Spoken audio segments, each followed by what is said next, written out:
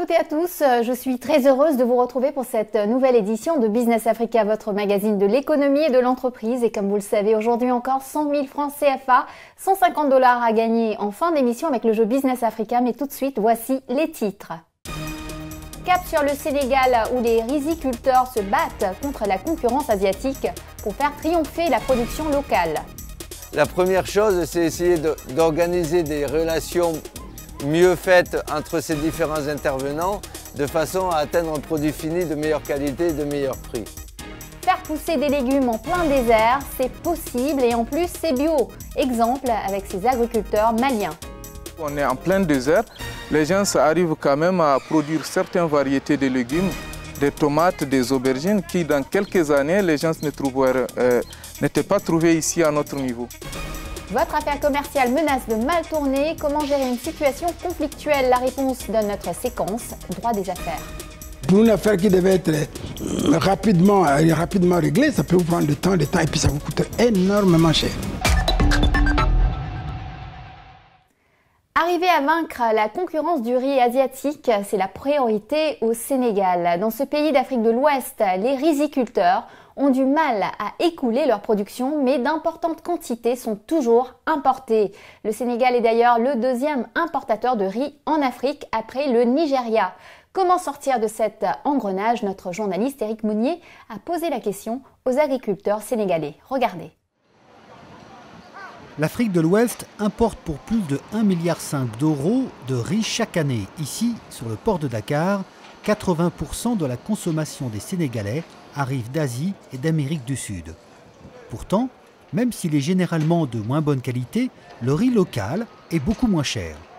Mais les riziculteurs locaux n'arrivent pas à fournir les quantités suffisantes. Pourtant, le pays dispose d'un territoire exceptionnel. Avant de se jeter dans la mer, le fleuve Sénégal forme un immense delta avec un potentiel de 250 000 hectares cultivables. Aujourd'hui, seulement un quart est exploité pour la culture de riz, majoritairement par de petites exploitations familiales. Je divise mon champ en 3 parties, avec des riz différents sur chacune d'elles. Ces variétés n'ont pas les mêmes qualités. Par exemple, la 177 est parfumée. Je la garde pour la consommation, mais ce sont les autres variétés que je vends sur le marché. Comme M. Diop, la plupart des agriculteurs gardent une moitié de la production pour leur consommation personnelle et vendent l'autre moitié. Au moment de la récolte, le riz est débarrassé de sa tige et de sa fleur. C'est ce qu'on appelle le paddy. Ensuite, il est transformé par les riziers qui le décortiquent et le blanchissent. Il est alors prêt à la consommation. Pour environ 100 kg de riz récolté, il reste à peu près 66 kg après les transformations nécessaires. Au total, les riziculteurs sénégalais fournissent 150 000 tonnes de riz consommable, très en deçà de la demande du pays, estimée à plus de 600 000 tonnes. Depuis 2008, l'État sénégalais a lancé de grands travaux pour aménager le site du delta du fleuve et augmenter la production de riz. Il est prévu qu'on ait au moins 1 million de tonnes donc de riz blanc, ce qui correspondrait à 1 500 000 tonnes de riz paddy. Avec ça concerné tout le Sénégal. Et la part de la vallée en ce moment tournerait autour de 950 000 tonnes. Le riz est gourmand en eau et pour augmenter les surfaces de production, de très nombreux travaux d'irrigation sont nécessaires. Le coût d'aménagement oscille entre 4 et 5 millions de francs CFA à l'hectare, soit entre 7 et 8 000 euros pris en charge par l'État sénégalais. Ce dernier bénéficie également du soutien financier de bailleurs de fonds comme l'Agence française de développement. C'est le cas pour cette parcelle de 2500 hectares en cours d'aménagement, dont les terres seront ensuite réparties à des agriculteurs privés. On a fait des lots de 5, 10, 25, 50 hectares qui vont être attribués après une procédure compétitive à des demandeurs de parcelles, donc qui vont être jugés en fonction de leur capacité à devenir ces agriculteurs privés et qui développent leur activité et dans des conditions économiques très rentables. Le passage d'une agriculture familiale et artisanale à une agriculture orientée vers la rentabilité impose de nouveaux circuits de commercialisation. Faute d'un accord avant la récolte, les producteurs dépendent totalement de l'offre et de la demande et n'ont aucun moyen de se prémunir contre une baisse brutale des cours, due par exemple à un surplus de production. Un manque de coordination qui pénalise aussi la commercialisation du riz. À 400 km de là, à Dakar, la société Sencom est un des 5 plus importants importateurs de riz. Il y a quelques années, sa directrice décide de tenter l'expérience de commercialiser du riz local. Une tentative qui s'est soldée par un échec, faute d'approvisionnement. On s'était inscrit dans la qualité. Donc l'usine, on lui avait fixé des normes pour cette riz. Ils étaient capables de le faire, ils étaient outillés pour le faire. Mais le problème, c'était le problème d'approvisionnement en riz paddy. Donc sur une année, on n'a même pas pu faire 1000 tonnes, sur toute une année. Donc c'était assez décourageant. C'est l'un des grands chantiers du secteur du riz. La création d'une organisation dans laquelle tous les partenaires s'entendent avant les récoltes. Une façon d'assurer une meilleure cohérence entre la production et la commercialisation.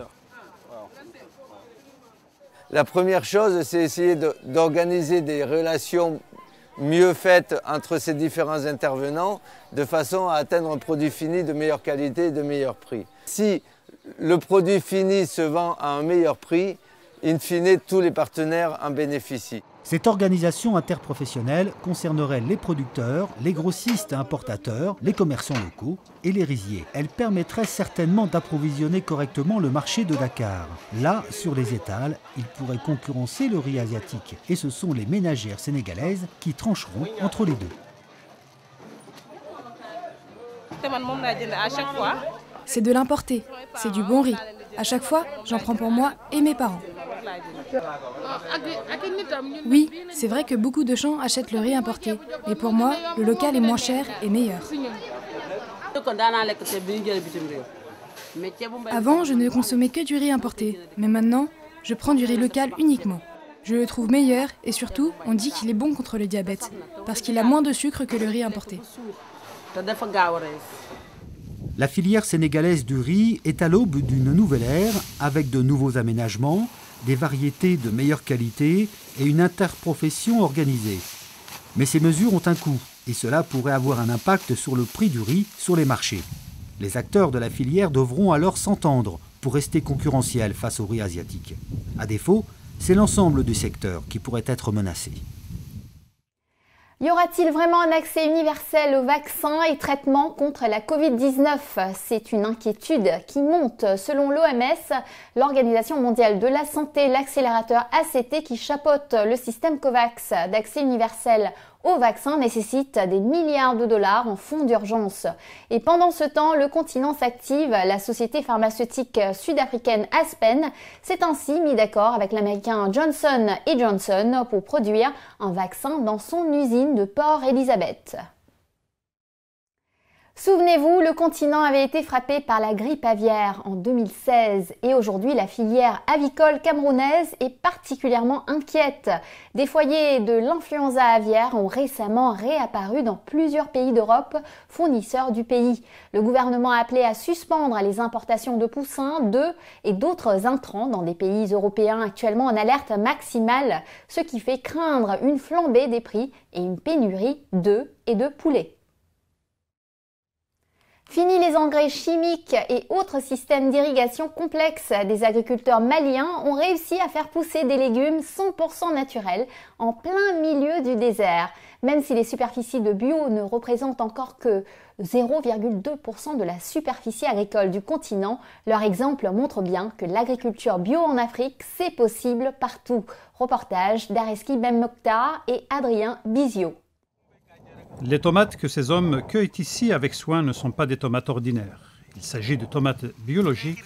Ce nouveau mode de production est en train de s'implanter petit à petit en Afrique. Aucun produit chimique, le procédé est artisanal, mais à 100% naturel sur ces parcelles plantées dans le désert. On est en plein désert. Les gens arrivent quand même à produire certaines variétés de légumes, des tomates, des aubergines, qui dans quelques années, les gens n'étaient pas trouvés ici à notre niveau. Pour ces agriculteurs, le bio, c'est la solution idéale pour préserver leur santé et la santé des sols qui les nourrissent. Ces petites parcelles sont un investissement durable qu'ils comptent développer dans un avenir très proche. Aujourd'hui, leur détermination est leur principal atout. Et ces graines de tomates sont la clé de l'espoir. Elles sont précieusement triées et stockées avant d'être analysées par les agronomes afin d'être plantées à nouveau. Un trésor que ces agriculteurs gardent jalousement.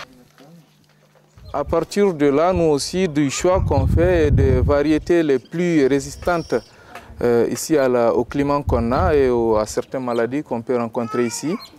On fait le choix de certaines variétés qu'on communique à nos partenaires pour la multiplication après la livraison. De plus en plus d'agriculteurs africains se mettent à produire du bio. La production est encore timide comparée à celle des pays du Nord, mais l'Afrique veut avoir sa place dans le cercle des pays producteurs des produits sains. Ce mode de production convient parfaitement aux paysans. L'agriculture traditionnelle africaine est par nature biologique, puisqu'aucun engrais chimique n'est utilisé. J'aimerais que dans 5 ans, toute l'Afrique passe par l'agriculture biologique pour pouvoir éviter les intrants chimiques qui abîment le sol, qui rendent malades les hommes, les animaux. Beaucoup de paramètres dans cette agriculture que je veux que tout le monde arrive à changer, à se diriger vers l'autonomie alimentaire en passant par l'agriculture biologique. Ces pionniers du bio du désert tiennent bon malgré les difficultés climatiques et le manque de moyens. Pour l'amélioration, on aura besoin quand même de l'appui des partenaires de l'extérieur pour augmenter le nombre de puits ici sur le terrain et le moyen d'exor pour pouvoir exploiter les 5 hectares. Et là, on est sûr que dans quelques années, avec les 5 hectares exploités, on arrive à être autonome financièrement. Le bio Made in Afrique commence à attirer l'attention des institutions d'aide au développement agricole, mais la tendance est encore timide. À l'agence française, on y croit. Et en effet, il y a une opportunité pour un certain nombre de pays africains à vendre des produits tropicaux avec des labels biologiques, d'autant que, notamment sur ces cultures pérennes, des choses comme la noix de coco par exemple, d'une certaine façon en Afrique on fait du bio sans le savoir. Je pense qu'il y a un marché et donc il faut y penser, il faut regarder, même s'il n'y a pas de réglementation. L'avantage du niveau européen, c'est qu'on a à la fois une réglementation et une incitation à consommer bio. Un marché et des opportunités donc, mais rien ne pourra se faire à grande échelle sans l'implication des banques locales et régionales. Il n'y a pas de politique agricole, il n'y a pas de développement agricole sans des services financiers à l'agriculture. Il y a tout un questionnement aujourd'hui qui nous semble vraiment un élément du contexte favorable, une réflexion sur de grandes banques qui sont présentes dans plusieurs pays, dire mais est-ce qu'on n'est pas un peu faible dans notre approche de la clientèle agricole? Est-ce que ce n'est pas finalement une clientèle intéressante pour nous? Donc il y a une émulation entre les banques, un point de vue de réflexion sur comment mieux servir l'agriculture, qui est un secteur risqué, qui justifie d'ailleurs qu'à l'AFD, on travaille beaucoup sur la question de gestion des risques. Ici, dans le désert, on ne pense pas exporter, pas encore. Dans d'autres régions du continent où le climat est plus favorable, notamment en Afrique de l'Est, Tanzanie, Ouganda, Éthiopie et en Afrique du Sud, de grandes exploitations bio ont vu le jour. Près de 180 000 hectares ont déjà obtenu le label. Ces terres sont essentiellement dédiées à des cultures pérennes, café, coton, palmier à huile, cacao, des secteurs qui font vivre plus de 500 000 petits agriculteurs. D'autres producteurs, par contre, attendent cette certification selon les normes très strictes de Bruxelles. Ce certificat est indispensable pour ceux qui veulent exporter vers l'Europe. Plusieurs organisations ont mis en place des programmes d'aide dans ce sens. C'est le cas de la FAO, qui a lancé un programme de 2,4 millions de dollars avec l'appui financier de l'Allemagne. L'agriculture biologique a-t-elle un avenir en Afrique?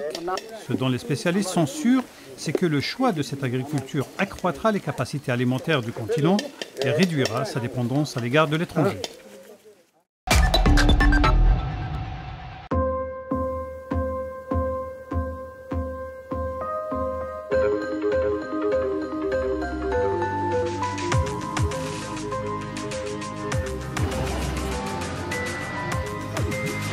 Se mobiliser, réinventer, continuer à avancer. Nous sommes à vos côtés.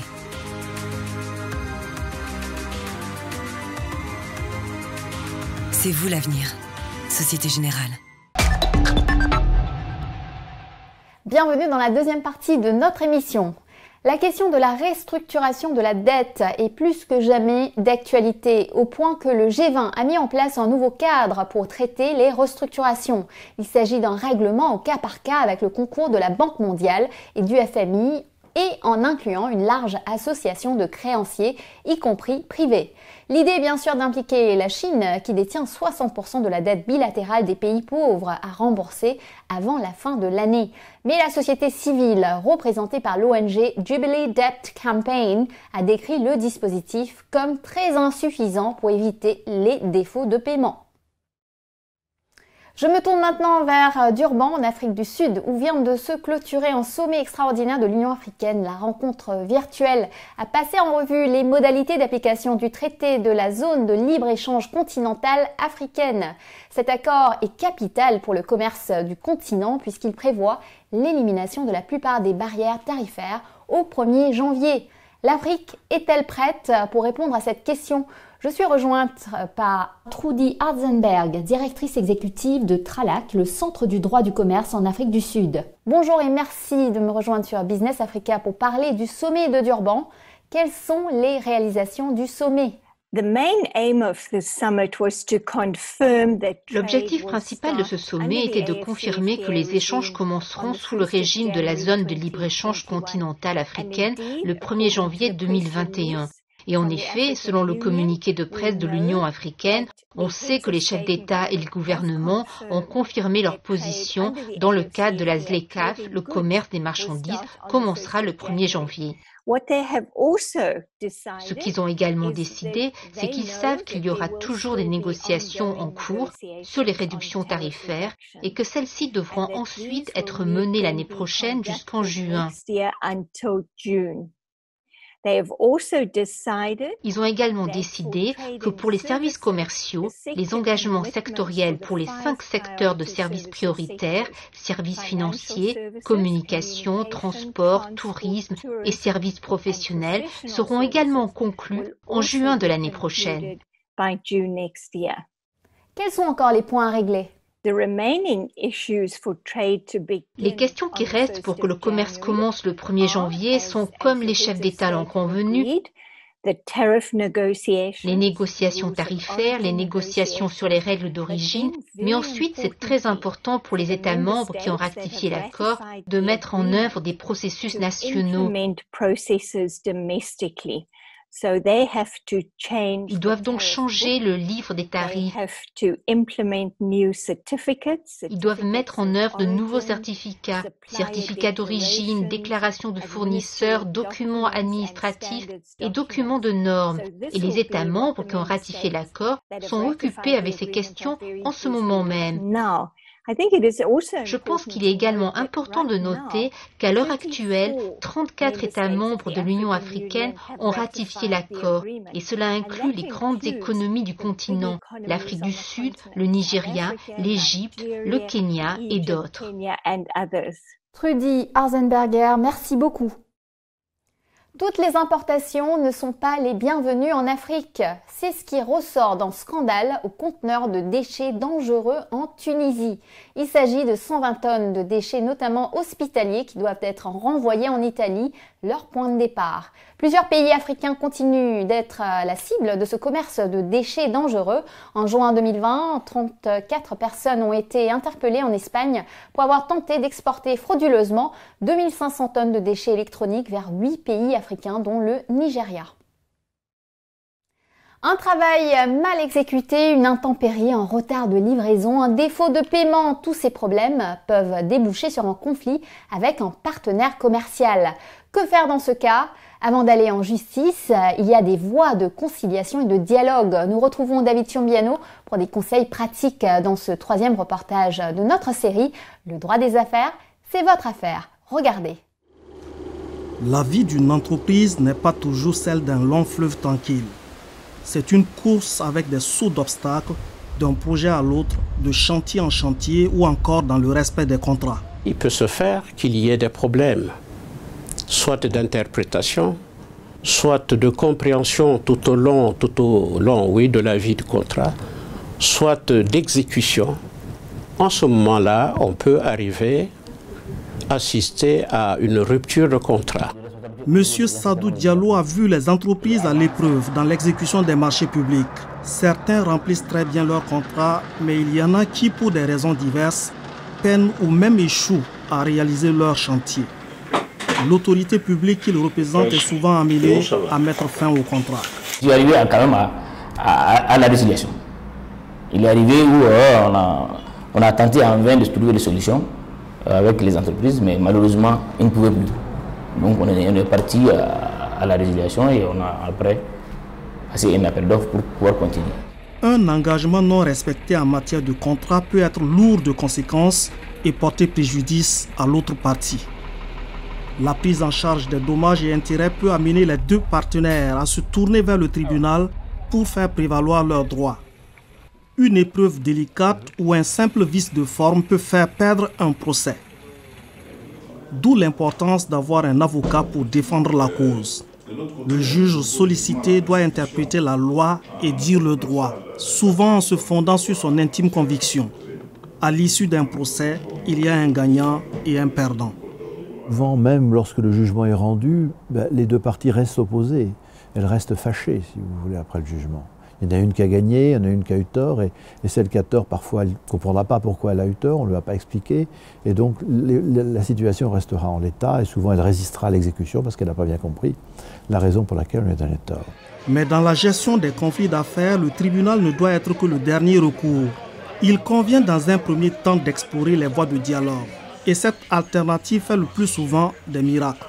Vous verrez que la solution sera, le problème sera résolu d'une façon assez calme que par rapport au tribunal de commerce, c'est toujours plus ou moins surchargé. Les avocats qui font des va-et-vient, pour une affaire qui devait être rapidement réglée, ça peut vous prendre du temps, et puis ça vous coûte énormément cher. J'ai exercé pendant 40 années mon métier d'avocat, et si je fais le bilan aujourd'hui, je m'aperçois qu'il y a beaucoup de litiges, des affaires que j'ai gagnées, des affaires que j'ai perdues.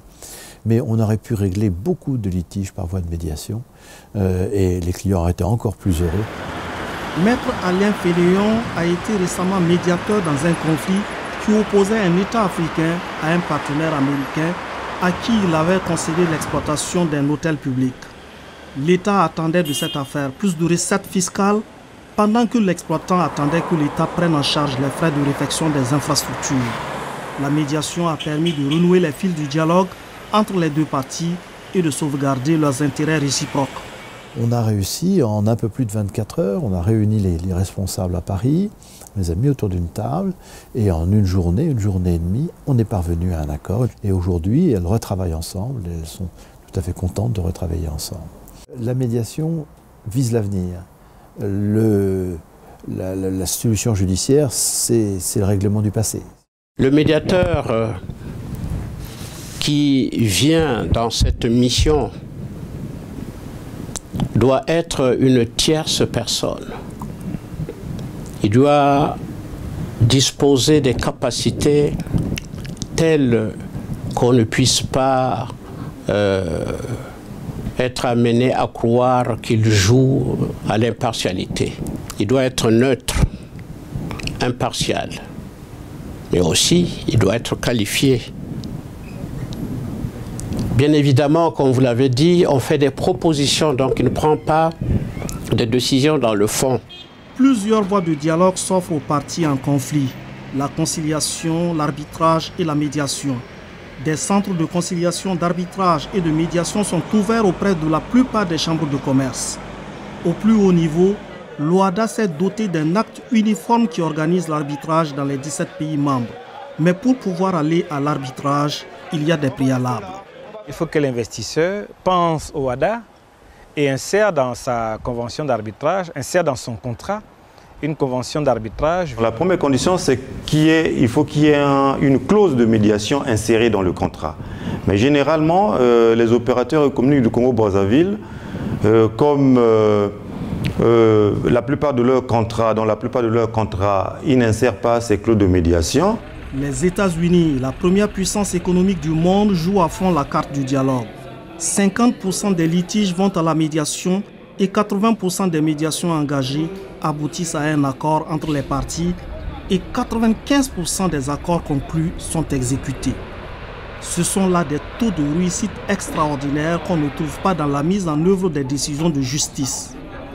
Les pays africains anglophones comme le Nigeria et le Kenya sont bien avancés dans cette voie. L'OHADA y voit également un moyen de rendre son espace plus attractif en facilitant et en accélérant le règlement des conflits.